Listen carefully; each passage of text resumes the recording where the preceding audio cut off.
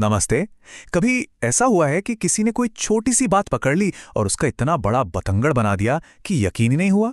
अच्छा, हिंदी में ना इसके लिए एक बहुत ही मजेदार मुहावरा है, तिल का ताड़ बनाना। चलिए आज इसी की जड़ तक चलते हैं, एक ऐसी कहानी के जरिए जो इस कहावत को एकदम जिंदा कर देती है। तो ये है वो मुहावरा, तिल का ताड़ बनाना।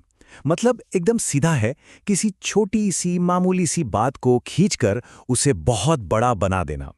जरा सोच कर देखिए, कहाँ एक नन्हा सा तिल का बीज और कहाँ एक विशाल आसमान छूता ताड़ का पेड़। ये मुहावरा ना इसी बेतुकेपन को पकड़ता है। और हमारी आज की कहानी में एक गांव है जो इस कला में कह सकते हैं माहिर है। और इस मुहावरे को और अच्छे से समझने के लिए हम एक बहुत ही कमाल की लोक कथा का सहारा लेंगे।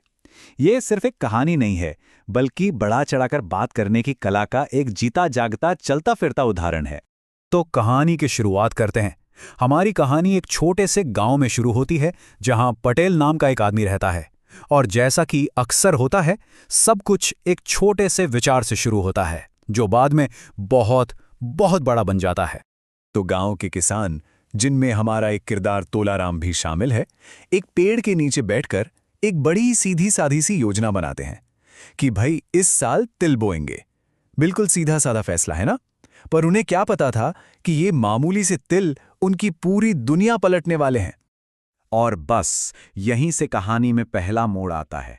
पटेल उठता है और ऐलान करता है, तिल तो बोएंगे, लेकिन हम बड़े वाले तिल बोएंगे। बस यही वो एक छोटी सी बात थी, वो एक तिल जो अब ताड़ बनने वाला था। यहीं से गप की शुरुआत हो जाती है। तो एक छोटा सा झूठ तो बोल दिया गया, पर इसका अंजाम क्या होता है? अब देखिए कि कैसे पटेल की यह छोटी सी गैप पूरे गांव के लिए एक बहुत बड़ी मुसीबत खड़ी कर देती है। और यकीन मानिए, पटेल की बात कुछ ज्यादा ही सच हो गई। तिल के पौधे इतने बड़े हुए कि वो सचमुच आसमान को छूने लगे और उन्हें पकने में ही 3 साल लग गए। जरा कल्पना कीजिए, एक ऐसी फसल जो बादलों से भी ऊंची हो।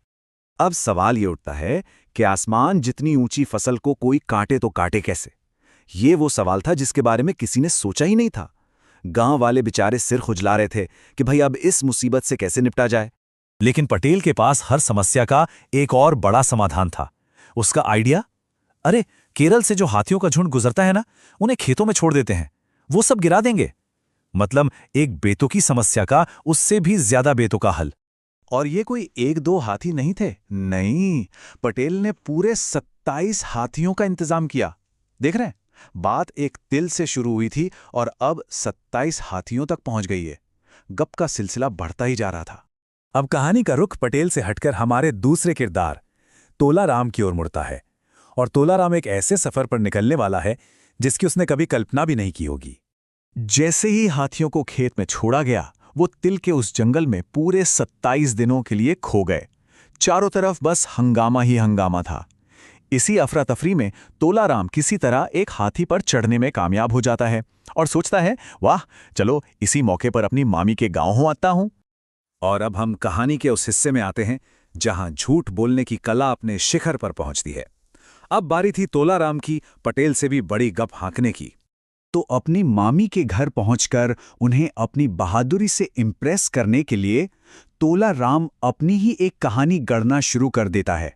हाथियों को तो वो भूल ही जाता है और 70 ऊंटनियों की एक पूरी तरह से मनगढ़ंत कहानी सुनाने लगता है। लेकिन एक मिनट, हाथी और अब ऊंट, यहां कुछ गड़बड़ लग रही है। अगर वो हाथियों की कहानी का हिस्सा है तो ये 70 ऊंट कहां से आ गए?